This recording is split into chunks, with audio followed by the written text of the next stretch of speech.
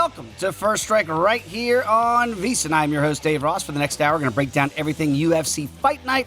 Jack the Joker Hermansson against Sean Strickland. He doesn't like his nickname, so I'm not going to say it right here on the program. And again, for the next hour, we're going to have Nick Kalikas joining us in just a couple minutes. Reed Kuhn and Lou Finocchiaro, all of our experts here to break down this fight card and try to find you value out there here on Saturday night at UFC Apex for Hermansson against Strickland. So again, we've had a couple weeks here and there. We had 3 weeks off to start off this calendar year here. Then had the UFC 270 off for another week. And now the UFC is back as they start to hit their stride a little bit. The man behind me, and all the numbers you see behind me, this man, Nick Kalikas, sets all of those numbers right here at Circa. So, Nick, I want to look back before we look ahead here to this middleweight matchup between Hermansson and Strickland at UFC 270. And we saw the two underdogs in the co-main and the main event at 270 cash. How did the books make out, and were you surprised by any of the betting strategies that you saw? It was actually a small loss for us. It wasn't that bad, considering we needed both favorites to come through there, so the dogs cashed. A lot of public were on those dogs as well,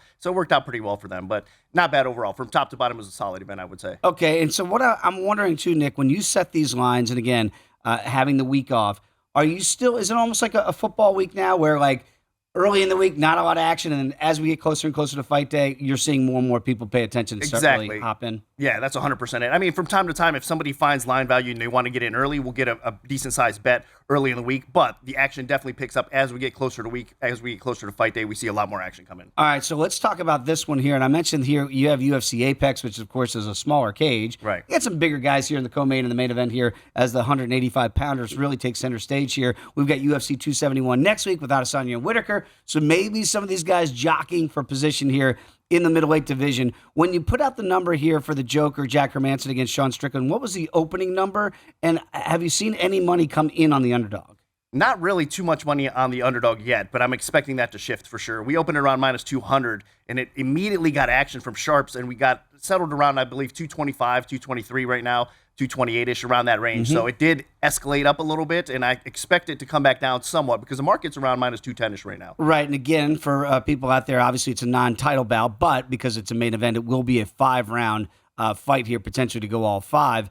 When do you think you'll see that money come in on Hermansson, and why do you think that'll be, Nick? Just because people look at him as a live dog? Yeah, I think so. I mean, he's performed relatively well. He keeps on improving. We all know, I mean, it's in his ground game. That's where he gets it done more times than not. I mean, he does have several knockouts on his resume, but a lot of it is on the ground getting positioned as well. So I think his ground dominance is what people are looking at. And then he's improved his conditioning along the way. His durability seems to be better as well. And he's fighting at a high level. So he's no easy out. I mean, Strickland is the rightful favorite here, but I expect as the line kind of peaks towards the top, we will see some resistance and come back on the dog. Yeah, you mentioned it. It's styles make fights, right? We know Hermansson wants to get this fight down to the ground. Strickland wants to keep this standing here potentially. Because of that style, do you think that this fight goes deeper into the Vegas night here at UFC Apex, or are you seeing some people come in on the under?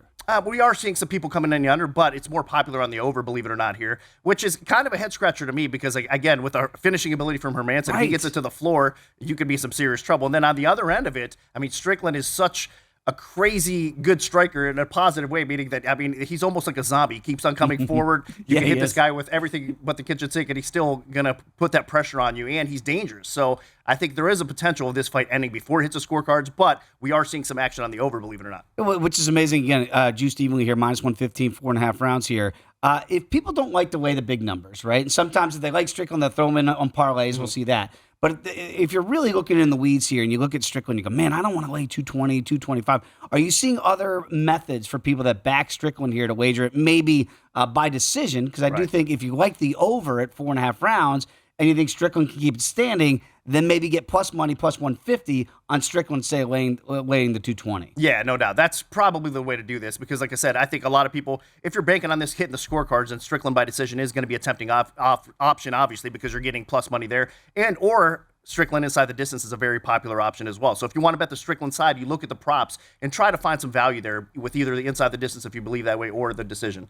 You know, by submission, they're not giving Strickland much of a chance, plus 900. So nobody's nibbling there? No, not really. Not too much. But, you know, I mean, he does have a ground game. It's probably a little bit underrated. People don't realize he is a capable grappler. But, again, there's levels to the game, and Hermansson is by far the better grappler here. Yeah, no question about that. So, again, let's go look at the Joker here very quickly. You see KO, TKO, DQ is plus 900, sub and decision, almost even, plus 500 for the sub, plus 550 for the decision. Win by finish, plus 350. So again, he's got more of that potential, right, Nick? That if he does get it down to the ground, and maybe you don't want to decide whether or not it's going to be a sub, you just take win by finish, plus 350. You think that might be a popular way to get some better plus money? That will be a popular way, yeah, for sure. Because like I said, I just think that he's just so good at doing what he does best and getting the fight to the floor and then capitalizing on that moment. And on the other end of it, Strickland really hasn't faced guys that are going to come in and pursue that game plan very often, right? I mean, a lot of it have been kind of striker versus striker type of matchups for him, or people that aren't going to really pursue the ground game. So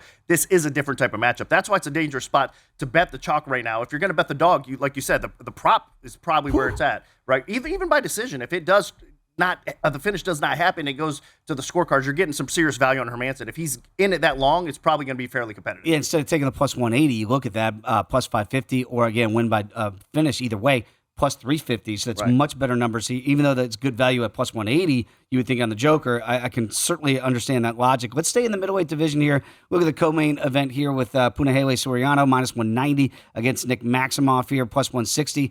Maximov, of course, coming in, the younger fighter here, but not known for his striking. This is a guy that we feel like he's going to have to advance in his MMA career. Clearly, again, stylistically, Soriano, you think, wants to keep it standing, and you got to think that Maximov wants to get this fight down to the ground. 100%. That's exactly the narrative here, and that's why Soriano's coming in as a favorite here. But we are seeing that Maximov action come in because I believe a lot of people are buying into it. I mean, he trains with the Diaz brothers. He does have a capable ground game. His striking's improving. He's a big, strong guy, too. So a lot of people are biting on the dog right now, and we are seeing that line kind of come down a little bit. But Soriano is the rightful favorite. Like you said, if he's able to keep this upright, I think he does have a significant advantage on the feet. What do you make of undefeated young fighters, right? We're going to have a 24-year-old kid, a kid to me, because I'm old. But then, against a 29-year-old who's probably still finding himself in Soriano here at 8-1. So you really have two young guns in this division here. But that undefeated feeling of a fighter, right? They're tough to knock off for the first time, and I'm sure he feels disrespected knowing he's now the underdog. Right. And no, for sure. He's got to be kind of scratching his head, thinking to himself, man, I haven't lost a fight yet. This guy's coming off a loss, and I'm the underdog here in this spot. But again, styles make fights, and it should be a very difficult fight for him. If he comes through this spot, I mean, honestly, he's going to take a big step up. Now, that's not Soriano. He's not like a title contender right now. But again, the public and the bettors out there do respect what he's got, the ability. So if Maximov comes in here, picks him off, I think he's on his way to good things for sure. Have you seen this line move? You've seen it come down a little bit for Maximov. What about the over-under here in a 3-round fight? Are you seeing any action either way there? Not too much. I mean, again, I think people are kind of hesitant where it's at right now, and it could finish. We see, if Maximov is not able to get this fight to the ground, he's probably going to get busted up on the feet. And on the other end of it, if he is able to get this fight to the ground, then he does have that advantage. Kind of similar to the Hermansson fight, right? I think Maximov is going to have the bigger advantage on the ground. So I think a lot of people are hesitant because they're not sure exactly how it's going to play out if he's able to do that. You normally don't see middleweights, 185-pounders, where your odds of getting a KO, TKO, or DQ are 14-1. Right. But that's the point, right? That people don't believe that Maximov can get this done with his hands. So it's got to be either by sub or decision, which is the same price tag here at plus 550, right? That's the way they kind of get that pathway to victory. Exactly, yeah. And you know what? He's had some spots, even on the ground, where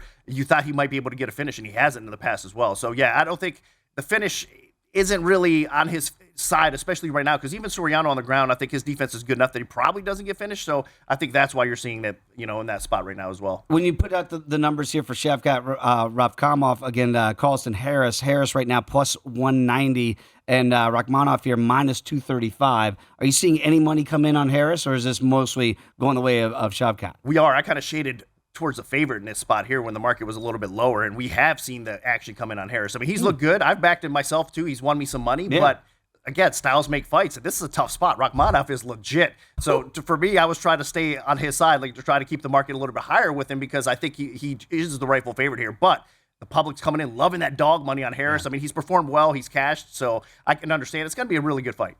Got a couple minutes to go here with Nick Kalikas, who sets these numbers right here at Circa Sports. I do want to talk about smiling Sam Alvey. He's got a new opponent, Brendan Allen. I don't know if he's going to be smiling after this fight here because Allen, a replacement fighter, comes in minus 435. I mean, who doesn't love smiling Sam, right? But he's on a heck of a losing skid here, and then you feed him Brendan Allen. What do you make of this matchup?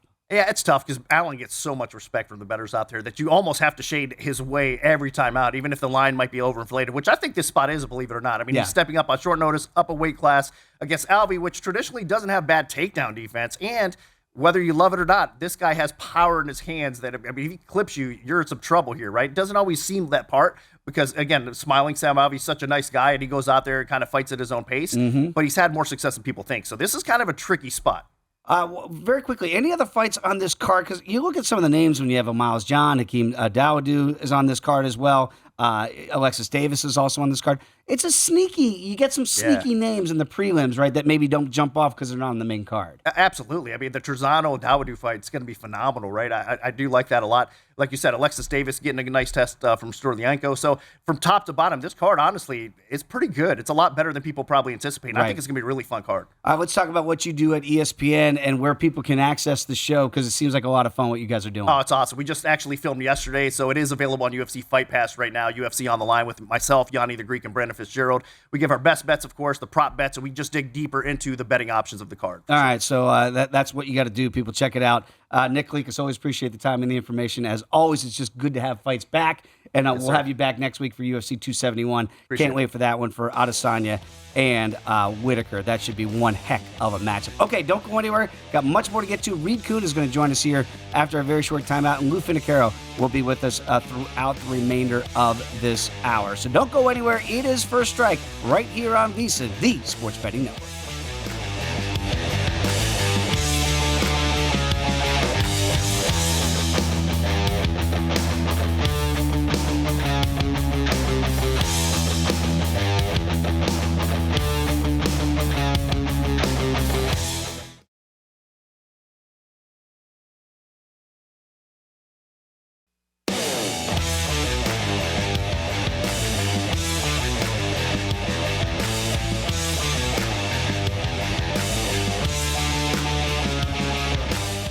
DraftKings Sportsbook is giving you plenty of ways to bet on the UFC. Just download the DraftKings Sportsbook app, and you're going to be able to bet on more ways than just the main event. DraftKings has great odds on fight lines, total rounds, and futures for MMA events. Eligibility restrictions do apply. See DraftKings.com/sportsbook for full terms and conditions. Dave Ross back here, First Strike on VSiN, and it is always a pleasure to have Reed Kuhn join us here. You can follow him on Twitter as I do, at Fightnomics. And Reed, it was great to see you out here for UFC 270 in Las Vegas. We're back to the remote thing here. But first of all, how was your time in Vegas? It was great watching the fights with you. And we saw two rather interesting co-main and main events there at UFC 270. Yeah, it was awesome just to get off campus, so to speak, get back into town, do an away game, just watching the fights in a different environment with a crowded room. That was a throwback to the old days. Even some of the old UFC staff came out and were hanging out. So just nice to see some faces in the industry again. Yeah, and Reed, what was really cool too, and for people that obviously follow you and know the great work that you do with your models, you've kind of have, it's almost like a debut here that we're going to do right here on the show for the first time, and that is your models are now going to go to totals as well and some over-unders. First of all, tell us about the process that you've gone through to get this model now that you can actually calculate over-unders. Yeah, it's still using the same techniques. We're interested in each matchup. What are the performance tendencies of each fighter? What are the odds in the fight? That's actually an important input, not just the odds of the over-under or the distance, but the odds in the actual matchup. So we're looking at all of that. We're looking at the fighter histories in the same way we would try to search for profitability taking a side. We're searching for profitability taking an over or under. All right, well, let's see if we can get some winners and cash some tickets for the people this week here. Let's start off with the main event at UFC Apex here, and that, of course, is Jack Hermansson against Sean Strickland. Strickland right now, he's been a pretty solid favorite all week long here. And Reed, right now we're seeing about minus 220 here at DraftKings and plus 180 on the Joker here on the comeback. What are the models showing you here? Do we have a live dog scenario with the Joker? I think we do have a live dog. And let me preface that by saying, first of all, Strickland is very, very effective on the feet. And I think it's because of this high pressure striking style. He just frustrates his opponents. He's constantly landing combinations. It's not big, like one punch walk off power. He does have 4 knockdowns, but the knockdown rate itself is actually below average. It's more about the repetitive strikes that he lands. He is very accurate with his hands, and he has good defense, so he's not taking damage in return. Now, the Joker also is decently accurate, doesn't have the power. He's been dropped more often than not. but his defense is a little suspect. So while I do think there is some upset potential, I don't think it just comes straight up with these two guys like duking it out. I think it's Hermansson maybe in a scramble. Maybe he gets lucky with, rocking Strickland or stunning him or something. But I think Hermansson wins this on the ground.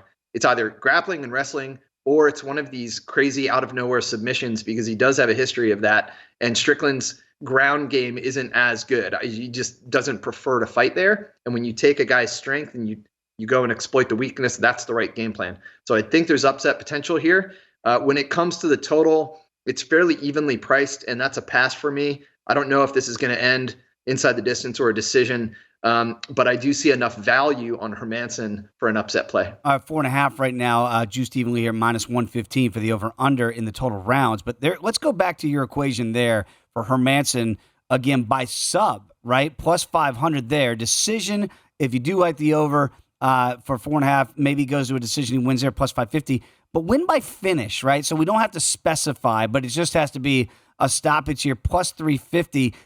Look, the betting market does not see a KO or TKO coming for the Joker here. So do you think that the last three for really good plus money here, because again, plus 180 is where it stands right now, but if you do think you can get one of those crazy submissions you alluded to, plus 500, that might not just be a shot in the dark. That could actually be there's a better percentage chance there of that happening than maybe some might assume.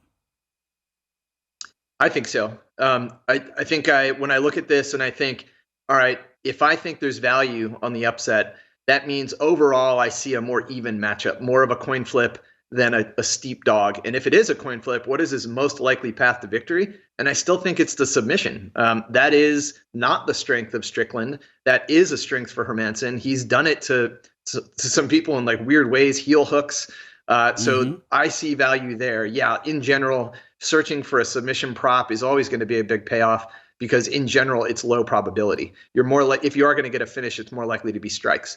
But the ingredients are all here, so I see value there. Again, for Strickland backers out here, and Reed, obviously they think more likely, the two more likely scenarios of victory for Strickland would be KO, TKO, DQ, which is plus 215, or decision, plus 150. So maybe if you're in the Strickland camp, instead of laying the 220, would those two be the more probable ways that Strickland gets a victory? Yeah, you can likely take submission off the table with Strickland, probably in this matchup anyway. But I made the comment about his knockdown power. He does have 4 knockdowns to date, but on a per punch rate, it's only 1%, and average is somewhere like 2.5. So he's actually knocking people down at a lower rate than the average UFC fighter. And here he is fighting at middleweight. That's a semi-larger class. You'd have to hope that, Hermansson really gets caught. He has been dropped 3 times in his UFC career, but he's also been in the cage against some pretty big name talent. And Strickland did move up from welterweight into middleweight. So, hoping for the knockout, I feel like that's reaching a little bit too much. I think maybe people do accept that Strickland has a big striking advantage and they're expecting more of a knockout. But you could easily see this going 5 rounds. If Hermansson can't get it to the ground, it's going to be Strickland just sort of picking him apart from a distance. And not all great strikers are knockout artists. He is a great striker. He really frustrates people, but he's not a one-punch guy. Yeah, I think it's great advice out there right there. So again, looking for maybe some better ways to really get the best market value there if you're a Strickland backer. Very good words of advice there. Let's talk about a very interesting fight on the prelim scene here. HAKEEM Dawodu going to take on Michael Trizano. And Trizano right now plus 145, Dawodu at minus 165. Should be a really action-packed 3-round potential fight here. What are the models showing you in this one? Do we have another live dog scenario here? Yeah, I see a live dog here. The odds aren't as steep as they are in the main event. This is a closer matchup. Trizano just looks pretty solid on paper. He's good so far everywhere. With Dawodu, he is extremely rangy for his size, but so is Trizano, actually. So he's not like massively outranged. It's not a huge differential. So maybe that advantage that Dawodu has relied on in the past won't be there. And Trizano is actually the taller fighter, just more massive perhaps. But just on paper, very similar metrics, and we should actually see a fairly good pace of strikes. I think they are going to go back and forth quite a lot. not necessarily to the ground. Neither guy attempts a lot of takedowns, but if they do, Trizano does have the better ground metrics when he's there. So that is always a nice little boost if we're looking for an underdog play. Just in general, I think this is going to be a lot closer on paper. And totals wise, this is one where this screams over. I think this is just very well matched, more of a coin flip than perhaps the odds say. That's why I think there's value on the upset. But I would actually make a bigger play or use the over in parlays, because that feels like a more confident play. And there it is at minus 235. So I know sometimes people get scared off by that, and you can understand why, that you don't want to lay 235 to win a hunch. But to your point about the parlays, or if you think Trizano is really the live dog to win by decision, plus 300. So if you think the fight's going to go over, Trizano being a live dog, hey, even better value than at the plus 145 there is maybe taking him by decision. Is that a nice little pathway there to get the plus 300 in Trizano? Exactly. That's definitely a play I'm looking at. I could easily see this being a split decision. Even if you lose it, you win on the over, but I still think it's a worthwhile call for Trizano by decision or just straight up. Let's talk about Smiling Sam Alvey very quickly. Look, I love watching him fight here, but he's a huge underdog at plus 330 against Brendan Allen, and I know everybody loves watching Brendan Allen fight for very good reason. He is coming off a loss here, short replacement here, but very quickly, as we got about a minute to go with you, Reed, what do you make of minus 450 for Allen? Is there any support for the models for Sam Alvey? For Sam Alvey? Yeah, it really depends on where you price shop this one. I agree with Allen being a very heavy favorite. It's not a situation where I see a ton of value. We're looking at almost a 10-year age differential between the two, and Allen is the younger guy. He's going to be more durable. Alvey has been taking more damage lately. He used to be a nice knockout artist, but now getting into a firefight is probably not the best idea for someone pushing 36 years old. This is probably a pass for me. I don't really have a play here. Yeah. I agree with Allen as a strong favorite. Right. And again, coming in, and you expect that you don't think Allen's going to lose 2 in a row. I know that's why he's the minus 435 favorite, but it does, to your point, feels like way too big a favorite here for Smiling Sam here, plus 330, but you can understand why Allen is the prohibitive favorite there. Hey, Reed, always appreciate the time and the information. Again, follow him on Twitter at Fightnomics. We'll catch up with you for UFC 271 next week. All right, there he is, everybody, Reed Kuhn. When we come back here, Lou Finocchiaro is going to join the program, break down everything on this card. Come on back. It's First Strike on VSiN, the Sports Betting Network.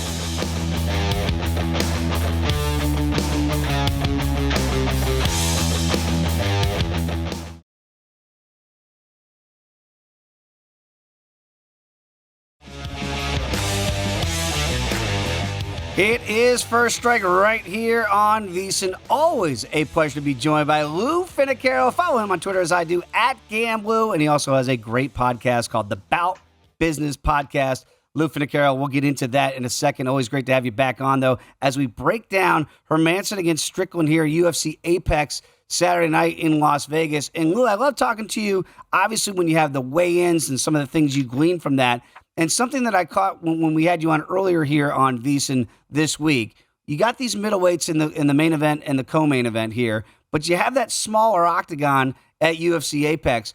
Do you think this is by design? We're trying to maybe force some of the action with some of these bigger guys at 185 pounds? I definitely do. I think that when you put big men in small spaces, confrontation is sure to occur.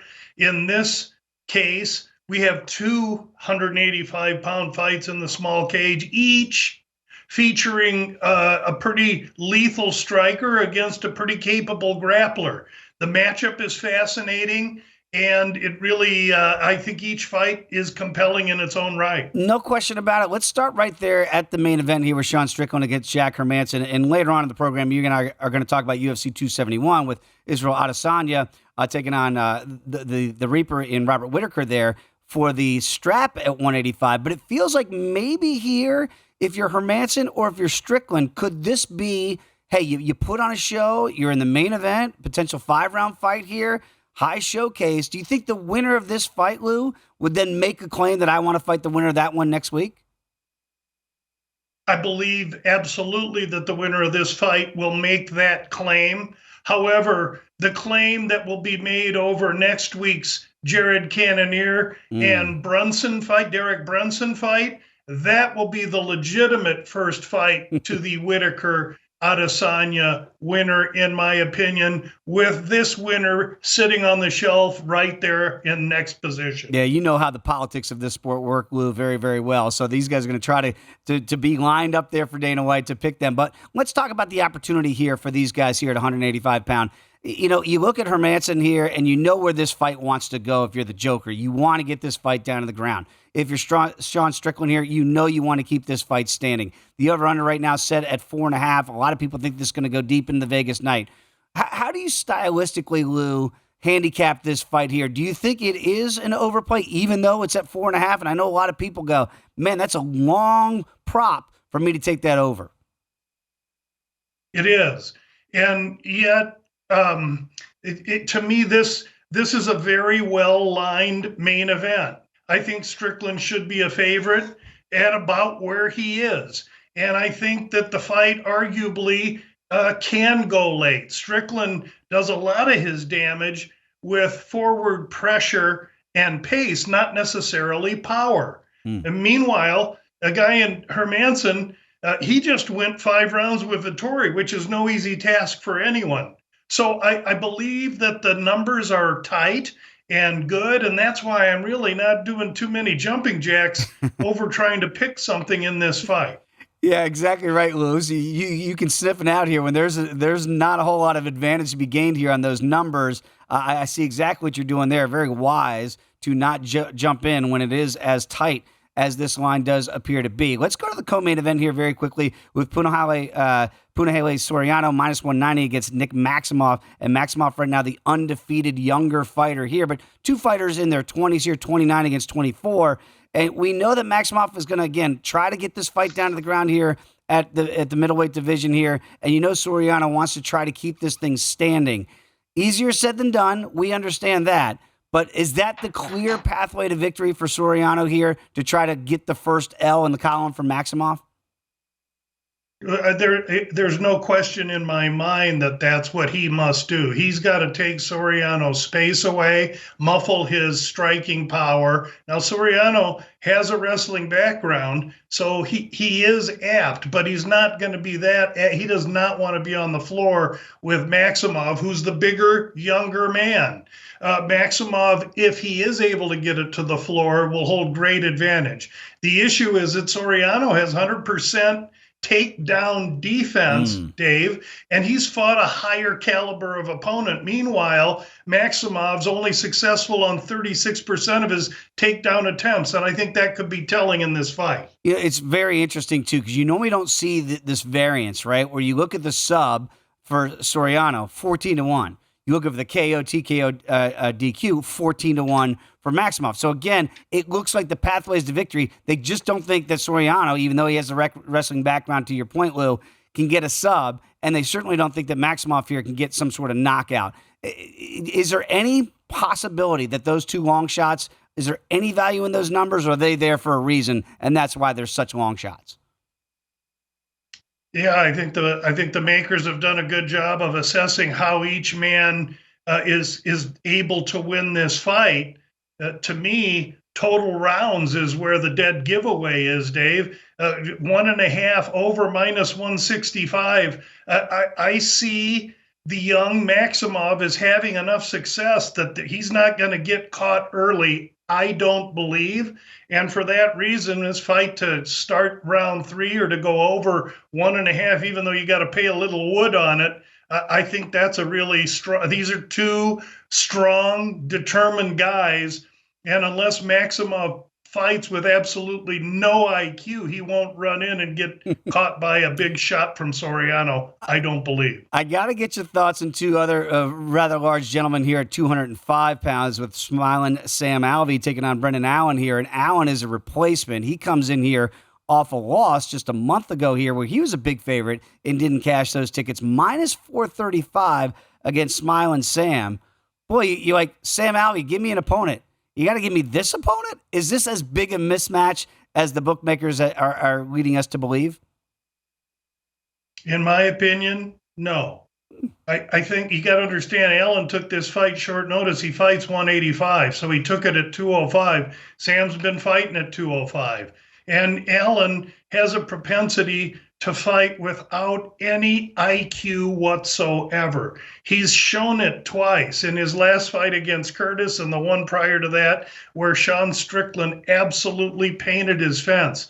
If Brendan Allen were smart, he'd go out, take Alvey down, and dominate him on the mat. But he wants to put on a show and try and earn, and that allows him to really take a lot of damage. He's not the most deft striker. If Sam has one thing, he's got a powerful left, and I'd give Sam a really good opportunity to knock this guy out in this fight. Wow. So if you like Sam Alvey to do just that, plus 800 to get KO, TKO, or DQ. But I'm with you then. When you're going up, Lou, in weight, like we're seeing Brendan Allen do here on short notice, that could be dangerous. It could be very dangerous against a guy like Alvey who can take some punishment to dish it out. So that's a very intriguing matchup. Very quickly, when you get the total rounds, they're 2.5 in a 3-round non-title fight here. Over is -105, juiced slightly to the under here, -125.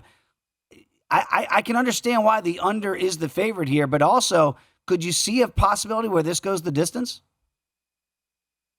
Well, if Sam Alvey's going to have any real chance at this thing, I don't think. I think if you like Alvey, you'd have to try and see that fight end early somehow with that big left.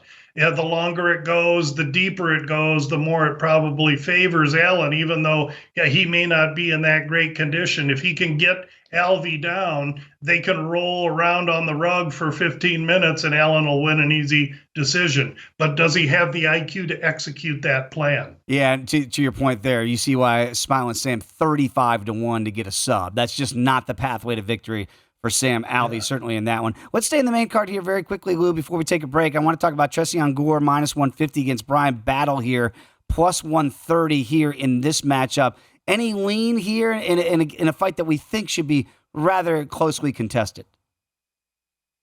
Yeah, I really don't know enough of these guys to make a strong opinion, except that from what I saw on the scale today, Gore was yapping, and that's a tell, and Battle was the bigger man, the longer man, the quieter man, the more stoic man. I lean to Battle in this fight just from what I saw at the weigh-in. Let's talk about Shavkat Rakhmonov against CARLSTON Harris here. Harris +190, Rakhmonov here -235. Anything you took away from the weigh-ins today? Is this the rightful at 14-0? This is a fast tracker we know at 170 pounds. What do you make of Rakhmonov here as the big favorite at -235? What a great fight this is going to be. Rakhmonov opened closer to 300, and all the money early came in on Harris. There's only been recently a little buyback on Rakhmonov, who is absolutely an Uzbekistan vice grip. Meanwhile, Harris is a fighter that was born in Guyana but trains in Brazil and has his own merit. The Russian-Brazilian rivalry is so tangible and real. This is going to be an outstanding fight, but I think that Rakhmonov is the rightful favorite in this fight, and I believe an inside the distance is surely possible with him over Harris. All right, Lou, can't wait. Come on back with me if you don't mind. I'm going to take a very quick timeout. When we come back, Lou, we'll get some other official picks on the prelim cards here, as Lou Finocchiaro really does a great job of diving deep into each and every card. Come on back. It is First Strike right here on VSiN, the Sports Betting Network.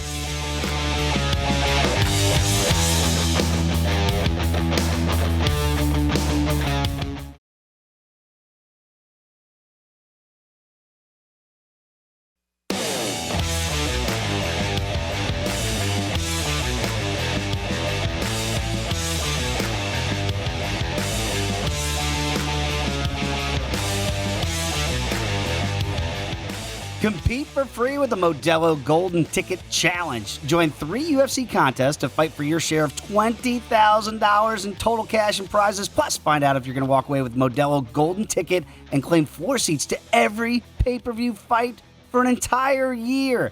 Head to DraftKings.com/Modelo right now to get in on the action. Modelo, the official beer partner of the UFC. No purchase necessary. Must be 21 years or older to get into this contest. Terms, conditions, eligibility, and rules are at DraftKings.com. Please drink responsibly. I am Dave Ross. This is First Strike right here on VSiN. Love chopping it up with Lou Finocchiaro. Follow him on Twitter as I do, @GamBlue. And you got to listen to the BOUT Business Podcast, which we're going to get to in 1 second, Lou. But I got to get your thoughts here on a couple of these fights in the prelims. You know, obviously some people go, well, UFC 271 is next week. Well, you look at some of the fights when you see a Miles John, you see HAKEEM Dawodu and Alexis Davis on this card, and there's some sneaky, really intriguing fights. And let's start right there with Alexis Davis against Julia Stolyarenko. Stolyarenko right now, plus 200.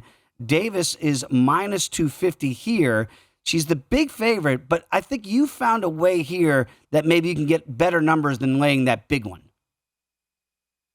Well, yeah, I mean, I hate considering a fighter at that kind of a price. She opened Davis minus 190, but when you tear into this, you look and you see that she's lost 4 of her last 5, but it's who she has been bested by. Names like Arahu, Jen Maya, Caitlin Shukagian. There's really no shame in who she's lost to. In fact, she's fighting the elite of the division. Meanwhile, Stolyarenko, slightly larger woman, very much a journey woman that's had a hard time getting started in the UFC. She's lost her last 2 to very journey woman type competition.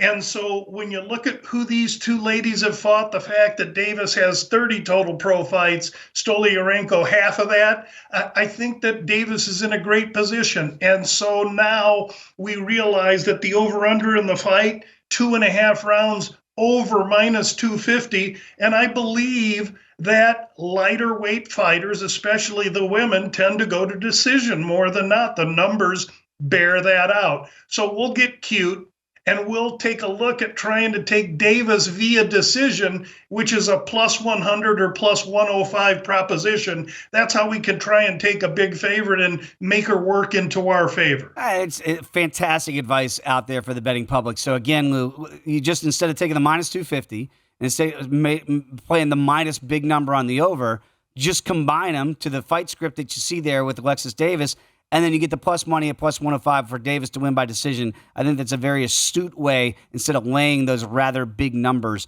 individually. Let's talk about another fight here. When you look at Steven Peterson, a big dog, plus 250 against Julian EROSA. And EROSA feels like a very polarizing fighter in the UFC. Sometimes you think, well, this guy's just not that good. And other times he looks like a world beater. What do you expect to see in the Apex on Saturday night?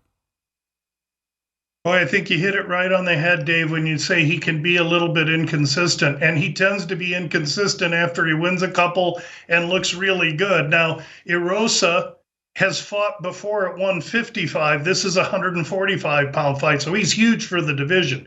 Peterson, tons of power, used to fight at Bantam, which is 135. He moves up to 45. And so initially, I was very wary of Peterson because of the size difference with EROSA. EROSA, not only inconsistent, is very chinny. Peterson, can his power transfer? Well, he wallows onto the scale today with an hour and 15 minutes remaining to weigh in, 3 pounds over the limit of 146.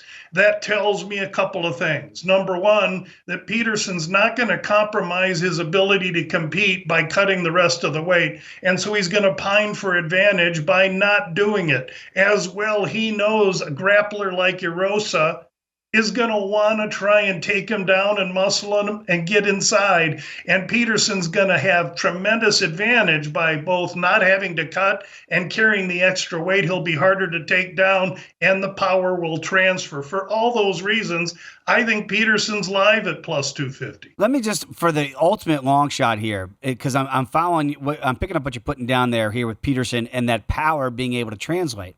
Plus 900, Lou, to get the KO against EROSA. As you said, he can be very chinny. We've seen it in fights past. Plus 900 feels like a supreme long shot, but maybe not as long as people think. Completely agree. I mean, again, if you look, EROSA's been popped on the chin and has gone out. And Peterson, even at the weigh-ins, EROSA was cool. Peterson was, letting it be known that he's going to look to make this dirty and ugly.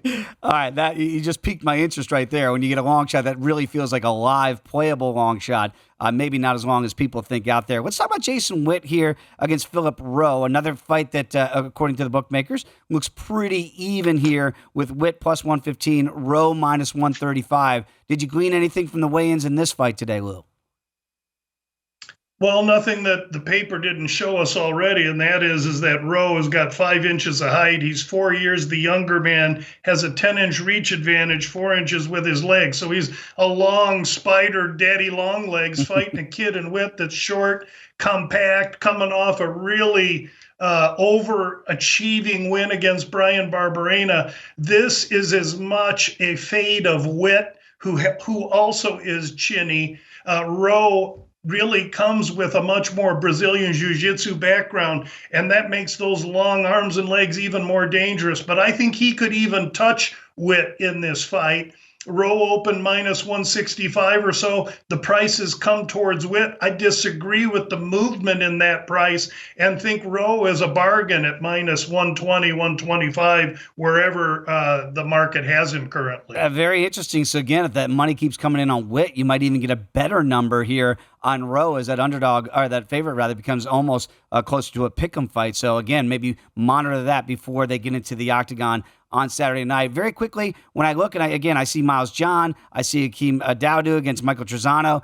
Any thoughts on either one of those two fights for some really exciting fighters that we've seen in the past? Castaneda was the last guy to weigh in on the scale, and so Johns was one of the earlier ones, which means he had an hour and a half to drink juice and eat bananas ahead of Castaneda. I would consider Johns a legit favorite, but really don't want to go that route at this time. All right, 12-1 right now for the 27-year-old Miles John, so you can understand why he is that big a favorite. Very quickly, Lou, I do want to look ahead because we're talking about the middleweights here in the main event and the co-main event. But next week, it's the return of Israel Adesanya going to take on the Reaper in Robert Whittaker in a rematch of a title fight they had a couple years back here, where Adesanya easily got that stoppage in the second round to win that belt and hold on to it there. Any difference? And again, you've got a long time here next week to really handicap this, but plus 225 is what I'm seeing right now on the Challenger, and minus 280 for Adesanya. Are they still as far apart as they appeared the first time that they fought? Well, I should say yes, so people will continue to make the spread wider, but the answer is no. And I think you had to really compromise mentally, yes, Robert Whittaker in that first fight. And in this second fight, I think it's going to be much different. Yeah, I'm with you there too, Lou, because again, knowing Robert Whittaker a little bit from my days in Chicago, when he fought Yoel Romero, mentally was one of the more tougher guys I've ever talked to as a fighter. Matter of fact, I had both fighters in my studio that day, Lou, and Robert asked me privately if the moves he was going to show me, he would make sure that Yoel couldn't see. He's a very mentally strong guy, and I think you're right. Against Adesanya the first time around, we didn't see the best of Robert Whittaker. I'll be very curious to see where this number goes as we lead up to UFC 271 next week. So maybe, again, if you're a Whittaker backer, you might even get better value here as we get closer and closer to the fight. I mentioned the Bout Business podcast, Lou. I want to get your thoughts there. And again, tell the people what you give them each and every week on the Bout Business podcast. Well, thank you for mentioning it, Dave. What the Bout Business podcast is overall, it's brief. Because we really don't need to be listening to me talk too long. 15 to 18 minutes each week that there is a UFC card. It contains only my final releases. It drops on Friday afternoons on Spotify and Apple or wherever you get your podcasts. And so between the Bout Business podcast and these great shows that we do with First Strike, you can get most of my opinions for the fights each week. Thank you for letting me talk about that. Oh, absolutely. But I think you're wrong. I think people love to listen to you talk. I love listening to you talk about the UFC and just about anything. Hey, Lou, really appreciate it. As always, my friend, thanks for sticking around for a couple segments today. And again, check him out on Twitter, @GamBlue. Check out that BOUT Business podcast. It is fantastic. Also want to thank Reed Kuhn for joining us and Nick Kalikas for joining us right here in studio. Again, get ready. UFC First Strike. It is going to be tomorrow night. Jack Hermansson against Sean Strickland. Enjoy the fights and cash those tickets. We'll see you next week right here at First Strike on VSiN, the Sports Betting Network.